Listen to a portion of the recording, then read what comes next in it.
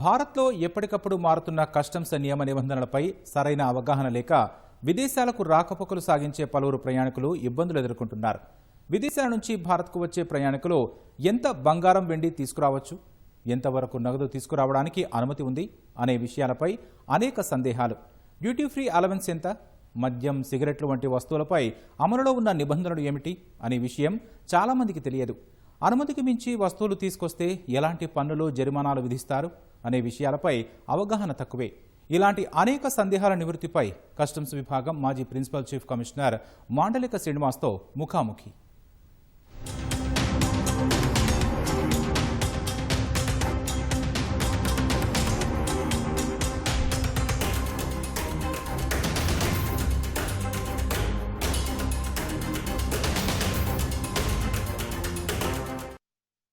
భారతదేశం నుంచి విదేశాలకు రాకపోకలు సాగించే ప్రయాణికులు విమానాశ్రయాల్లో పాటించాల్సిన నియమ నిబంధనలకు సంబంధించి కేంద్ర ఆర్థిక శాఖ ఇటీవల కొన్ని సవరణలు చేసింది. ఈ సంవత్సరం ఫిబ్రవరి నుంచి ఈ కొత్త నిబంధనలు అమలులోకి వచ్చాయి.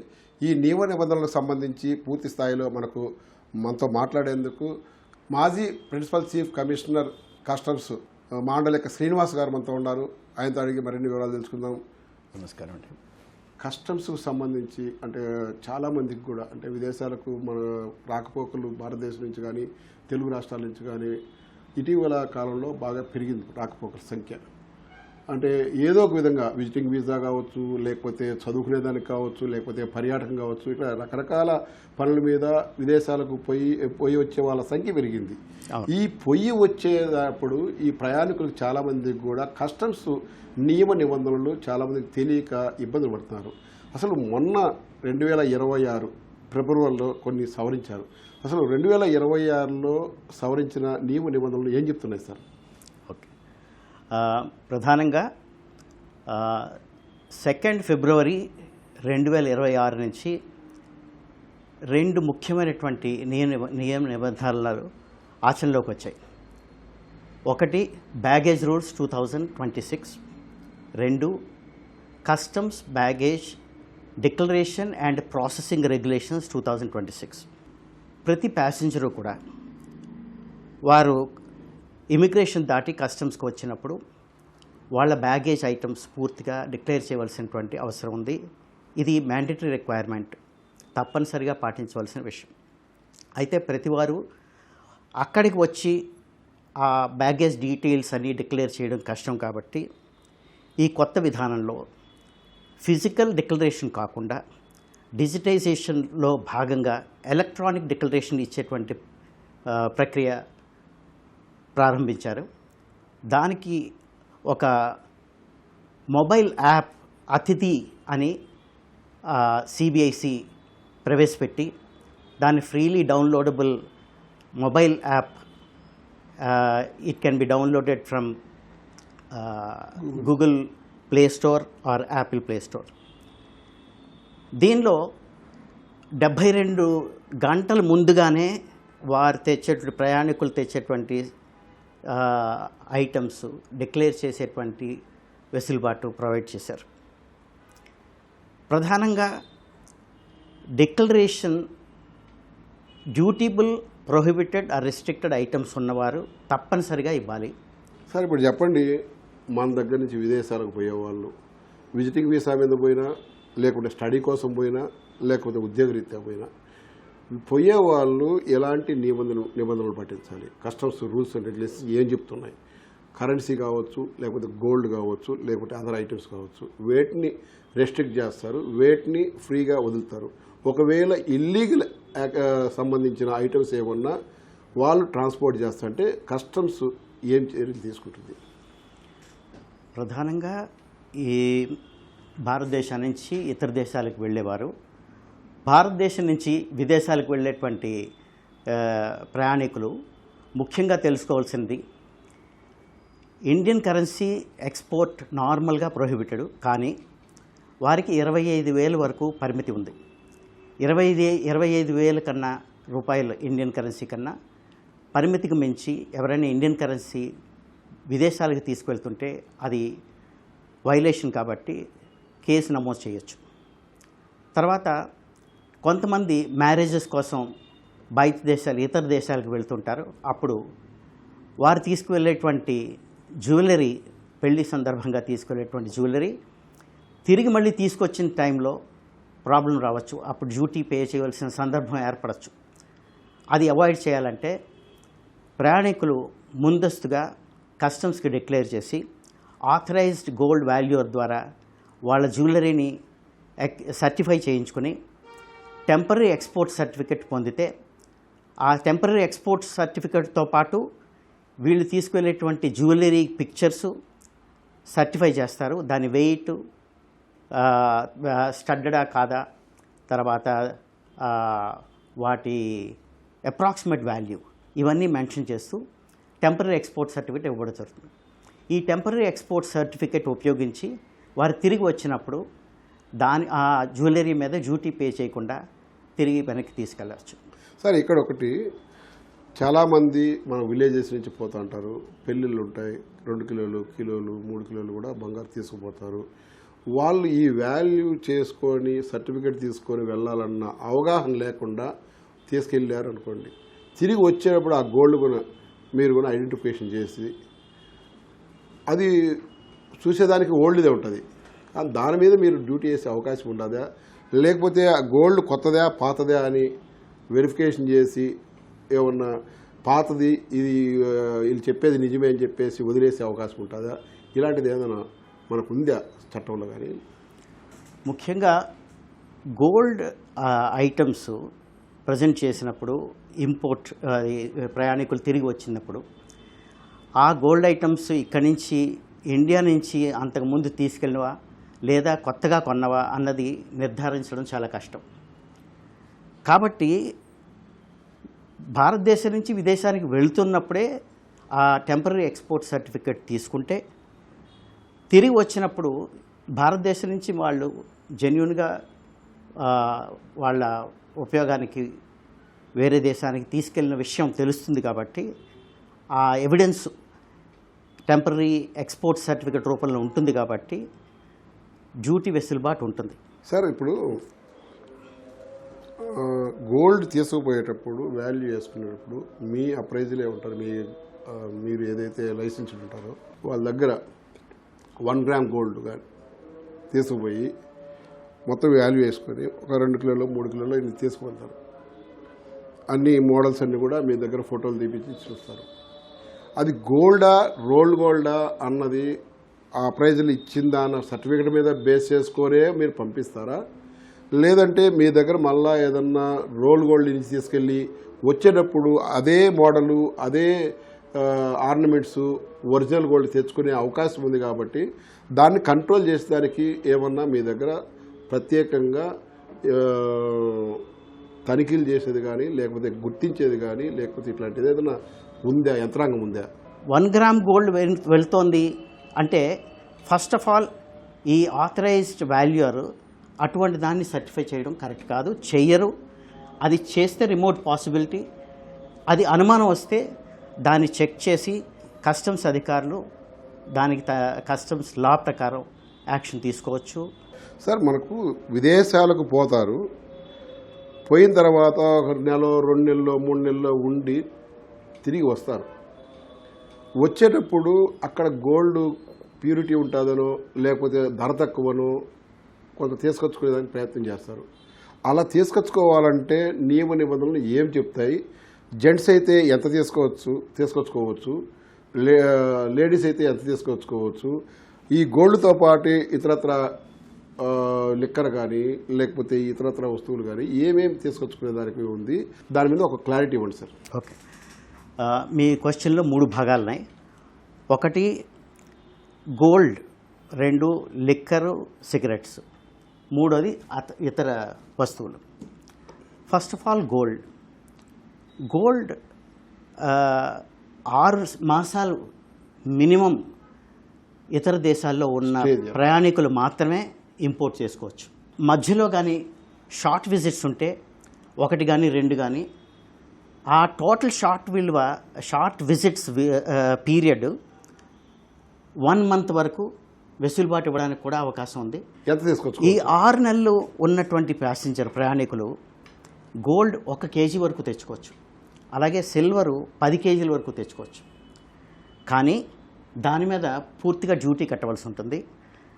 ఈ 1000 గ్రాముల గోల్డ్ మీద 15% డ్యూటీ కట్టవలసి ఉంటుంది. సిల్వర్ కూడా రేట్ ఆఫ్ డ్యూటీ 15, తర్వాత 15%. వాల్యూ అగైన్ ఈ టారిఫ్ వాల్యూ నోటిఫై చేయబడింది. అది $2092 1 కేజీకి నిర్ధారించబడింది. సార్ ఇప్పుడు 1 కిలో గోల్డ్, 1 కిలో 10 కిలోల వరకు సిల్వర్ అంటున్నారు. Free of cost without customs duty pay చేస్తూ తెచ్చుకోవచ్చు. ఏ ప్యాసింజర్ అయినప్పటికీ మినిమం 1 సంవత్సరం భారతదేశానికి బయట ఉండి తిరిగి వస్తున్నప్పుడు వాళ్ళకి మాత్రమే స్పెషల్ జ్యువెలరీ ఫ్రీ ఎలవెన్స్ ఉంది. ఎన్ని గ్రాములు? అది 40 గ్రాములు స్త్రీలకి, స్త్రీలు కాని వాళ్ళకి 20 గ్రాములు మాత్రమే ఉంది. మద్యం అయితే తెచ్చుకోవచ్చు. మద్యం 2 లీటర్స్ వరకు తెచ్చుకోవచ్చు. That includes wine, beer also. ఒకవేళ ఎక్స్ట్రా తెస్తే పరిస్థితి, ఎక్స్ట్రా తెస్తే దాని మీద 165% డ్యూటీ కట్టవలసి ఉంటుంది.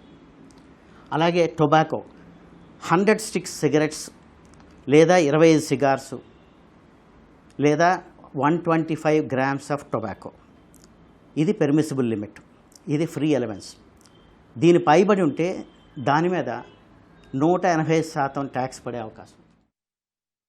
సార్ ఇప్పుడు మీరు గోల్డ్ కిలో అన్నారు, సిల్వర్ 10 కిలోలు అన్నారు. మోర్ దాన్ దట్ గోల్డ్ 10 కిలోలు తెచ్చారు, సిల్వర్ 20 కిలోలు తెచ్చారు అనుకోండి, మీరు చెప్పినట్టు 15% కస్టమ్స్ డ్యూటీ ఉంటుందా? దానికి ఏమన్నా ఎక్కువ ఉంటుందా? మంచి ప్రశ్న. ఈ లిమిట్స్ ఏదైతే పెర్మిసిబుల్ లిమిట్స్ నోటిఫై చేశారో ఆ లిమిట్స్ వరకే 15% ట్యాక్స్.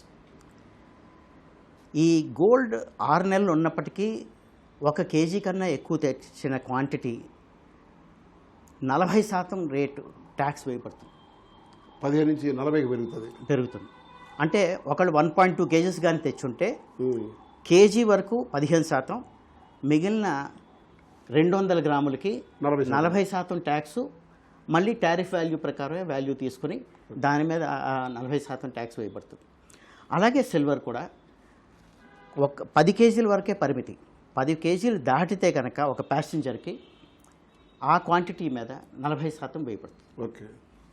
ల్యాప్టాప్ 1 ల్యాప్టాప్ 18 సంవత్సరాల వయసు ఉన్నటువంటి ప్రతి ప్రయాణికుడికి 1 ల్యాప్టాప్ కానీ నోట్ ప్యాడ్ కానీ ఫ్రీగా అలౌ చేస్తారు. దాని విలువ ఈ 75,000లో రాదు. టీవీ కానీ తెస్తే ఆ 75,000లో పరిగణించరు. దానికి సపరేట్గా ట్యాక్స్ వేయవలసి ఉంటుంది. దాని మీద 30% ట్యాక్స్ వేస్తారు.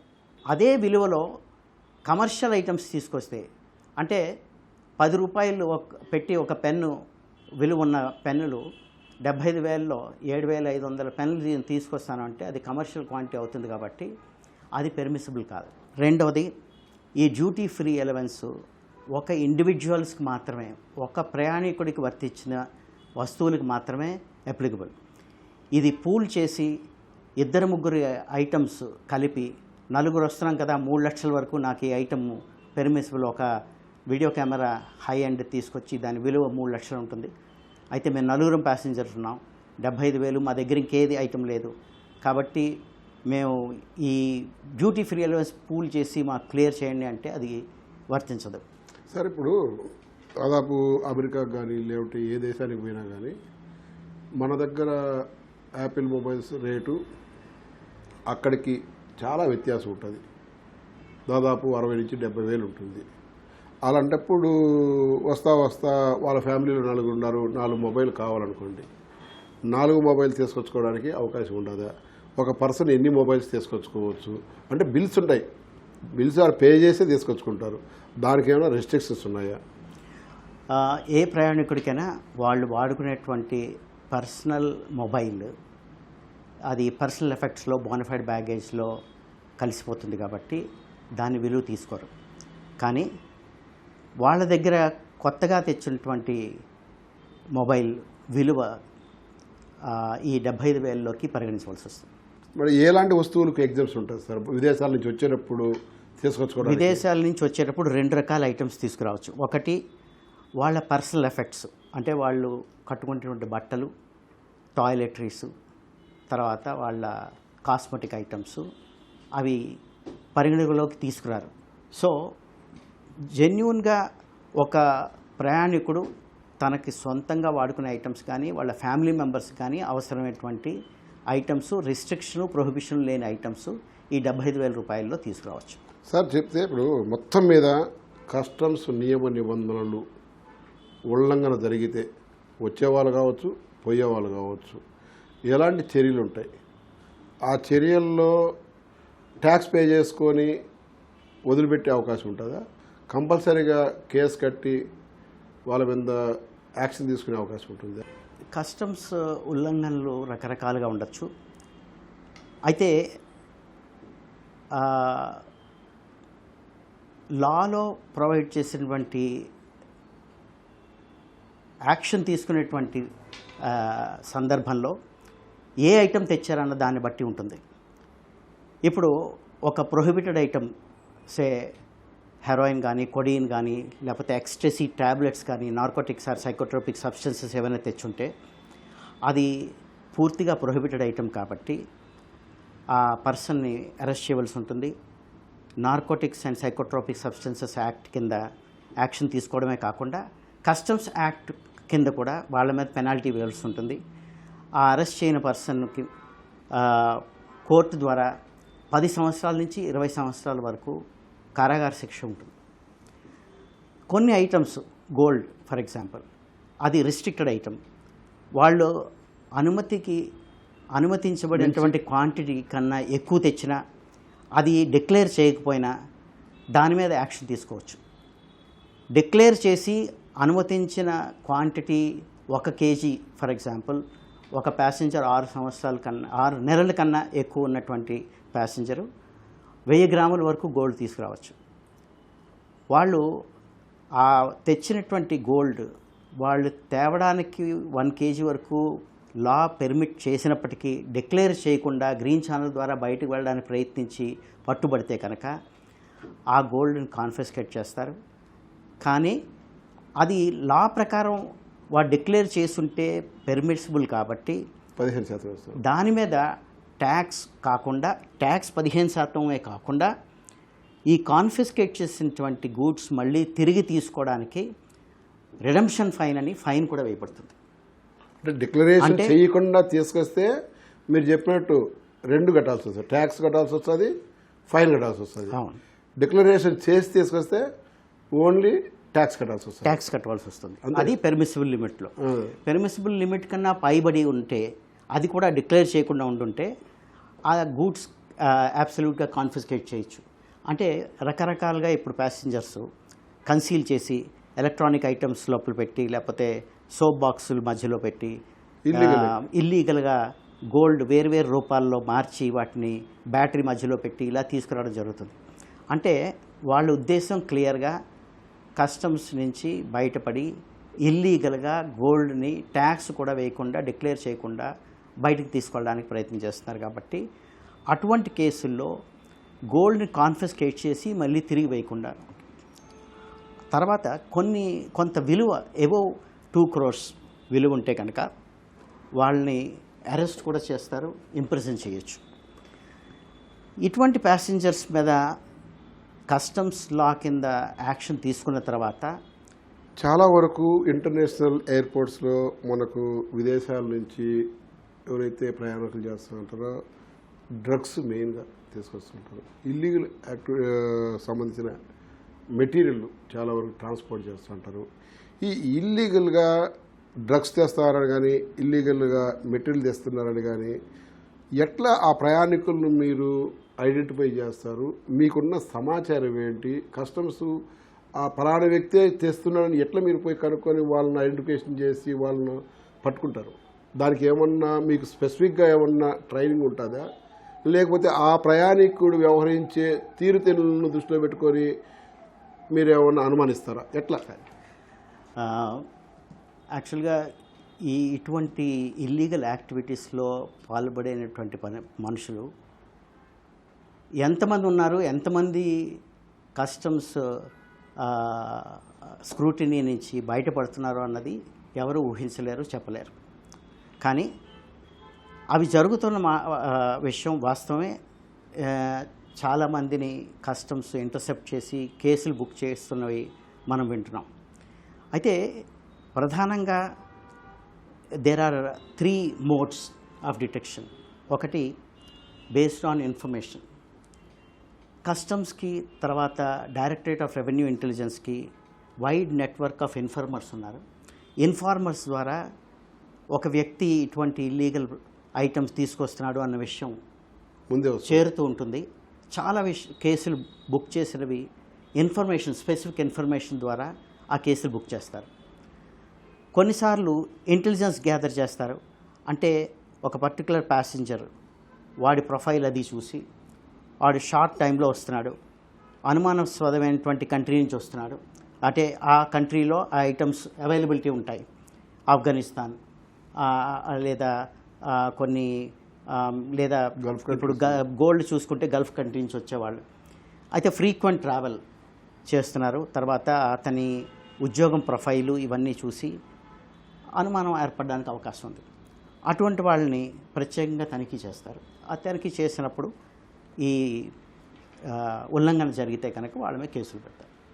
మూడోది మీరు చెప్పినట్టు ప్రయాణికులు వాళ్ళ బిహేవియర్ని అబ్జర్వ్ చేసి అనుమానం వస్తే కనుక చెక్ చేస్తారు.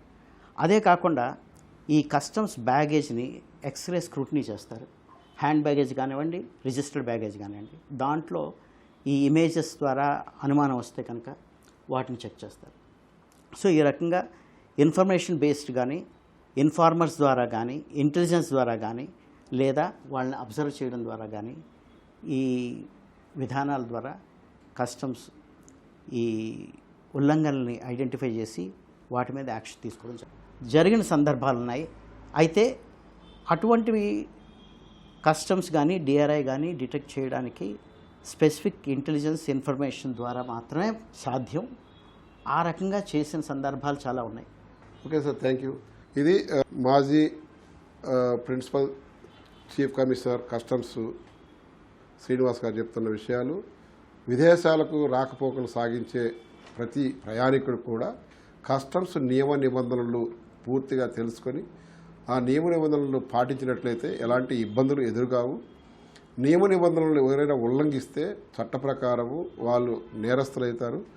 అక్రమంగా ఇల్లీగల్గా ఏదన్నా తీసుకెళ్లాలన్నా లేకపోతే తీసుకురావాలన్నా ఏదన్నా ఆలోచన ఉంటే అలాంటి ఎవరు కూడా చేయవద్దు.